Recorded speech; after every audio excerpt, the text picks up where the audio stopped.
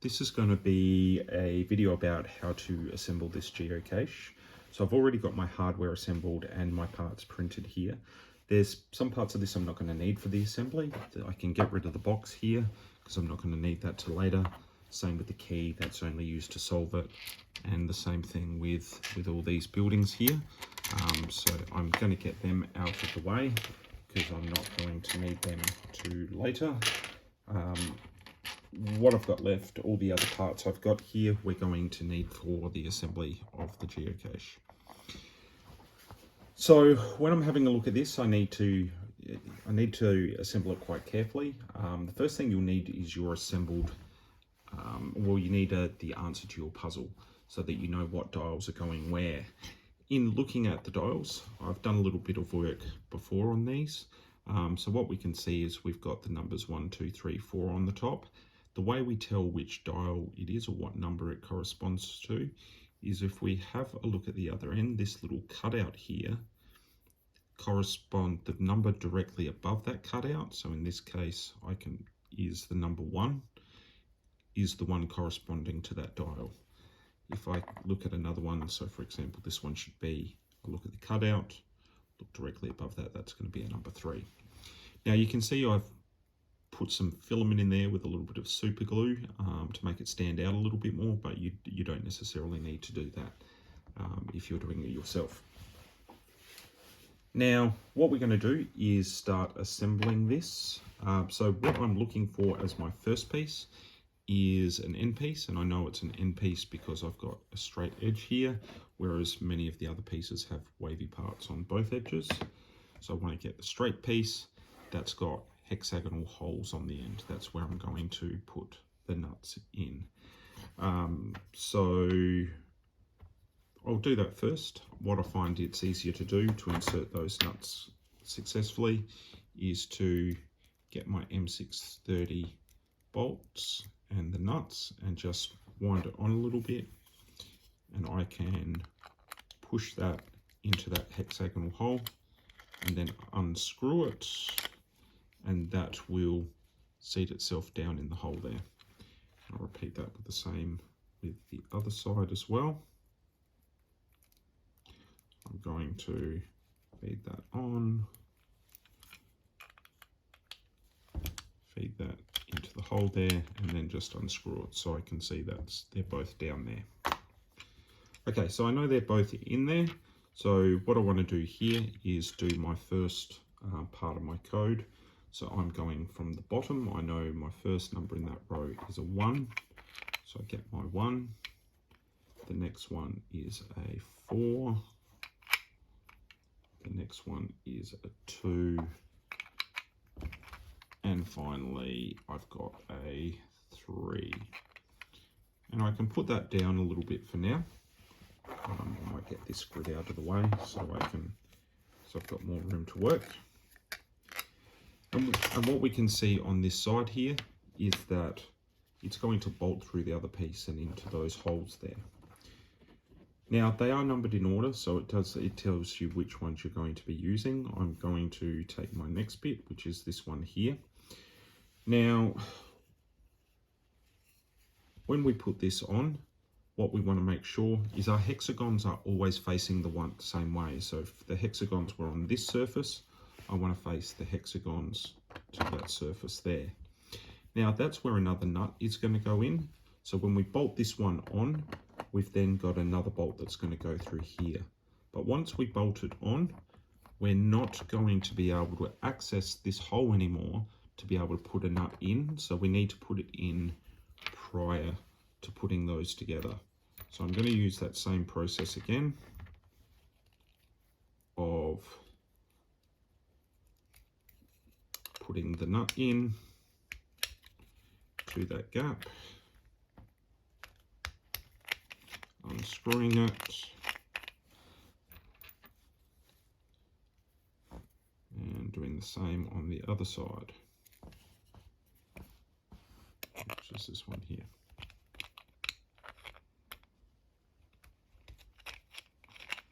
Okay, so I've got those nuts down here.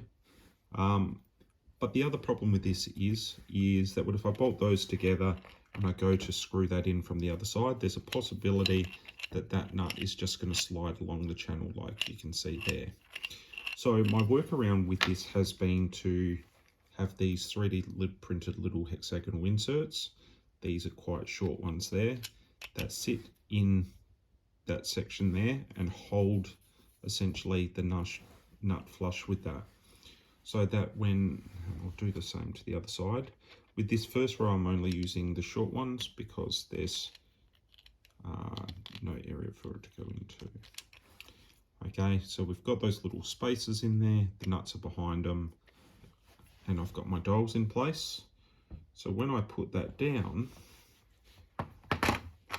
those little hexagonal spaces are going to push against those interior surfaces of the box there, meaning the nut won't move. So I'll put that in there. Okay, I'll get my little bolts in the top here and begin to screw those through.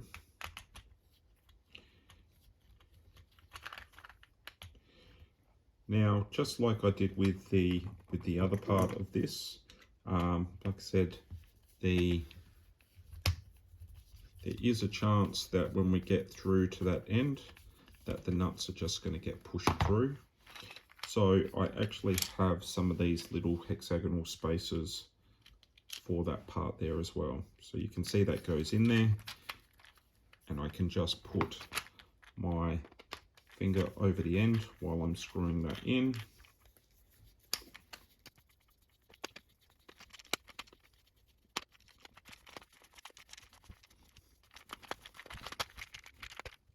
Okay, so we can see that one's in there nice and firmly. If I want, I can take that little spacer out and put it on the other side, and then screw the other one in as well. I'll just do that quickly, see the process for you.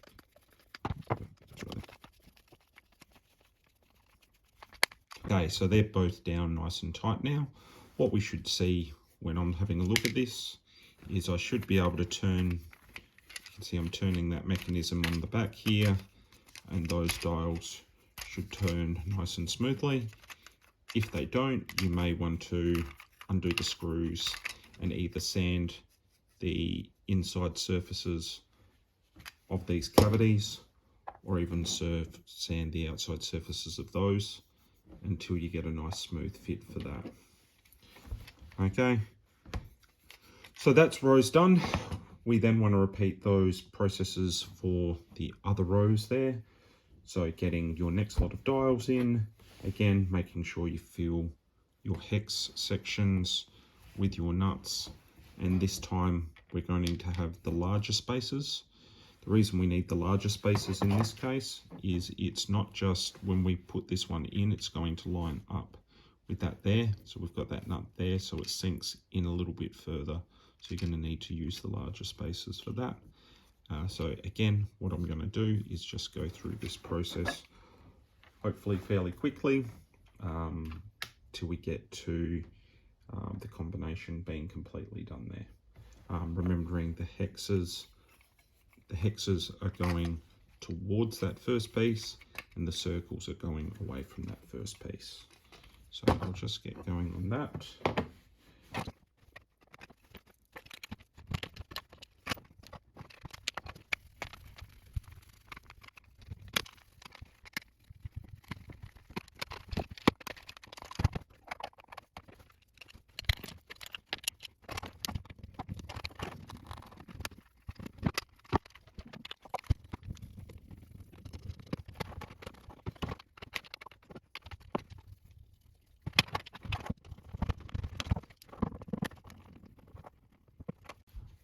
Okay, so what we've got there now is a finished mechanism. So we've got all the dials in, they all turn freely when I'm looking at it. Okay, the next part of this I want to do is I'm going to install this locking plate, but I need to know which way I'm going to install it. so that it makes sense for the box. So if I turn it over and look at my combination, I wanted that combination to, on that first row there, to line up. So it's the 1, 4, 2 and 3. Okay, which when I turn it over, we know that's the right combination because the dot is pointing at the arrow for that. If I turn it over and I have a look at which way that is, I can see that all of these are lined up in one straight line like that.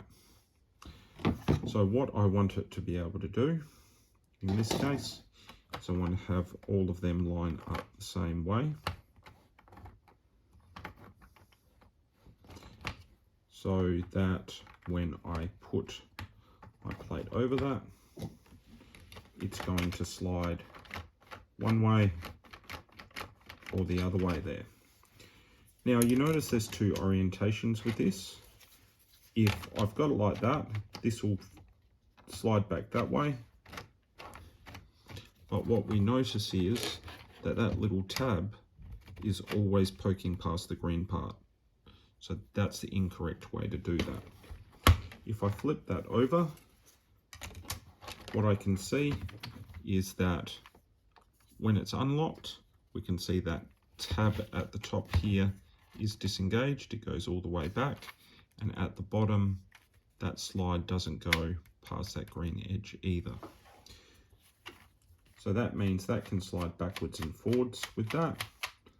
And when I just turn even one of those dials, that stops that slide from sliding anymore and keeps these locks engaged. Now we need to hold that plate in place. So we've got this little plastic retaining clip there. Now I can see on this there are some gaps here, here, here and here, which are areas that allows these little tabs on your slide to go in. So since this flat pit at the back here has got the gap there, that's going to go towards our back and facing down. Actually before that, what we can see in here is we can see there's some heat set inserts in there that are in the list of materials. I didn't show, because this is one I've just disassembled and reassembled, I'm not showing you how you put those in, but that's something that isn't too hard to find online. So I put my little clip over the top there, and what we find is that if we put that down, that slide should still be able to slide back and forth. And I'm going to put my washer over my M312 bolt, and I'm trying to screw it down to the top there so that my bolt should hopefully go into my heat set insert. So sometimes you might just need to screw it in until you see a little bit of the bolt poking out the other side, and that will let us get it into place over our heat set insert to be able to screw the rest of that in. Okay, and hold that firmly in place.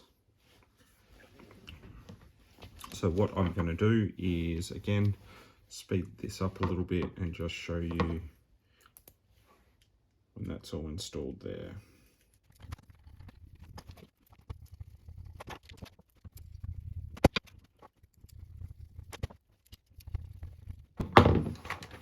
Okay, so that's done now. I've got all of those 6 bolts in. You can see there's no way for that slide to escape, and it slides smoothly back and forward.